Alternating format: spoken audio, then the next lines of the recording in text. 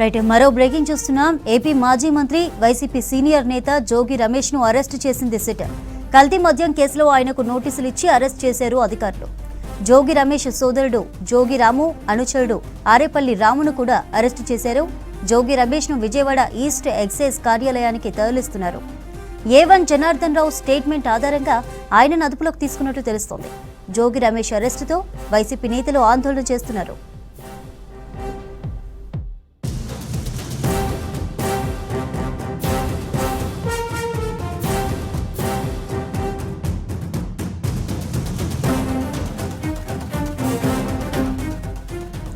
AP మాజీ మంత్రి YCP senior నేత జోగి రమేష్ ను అరెస్టు చేసింది సిట్.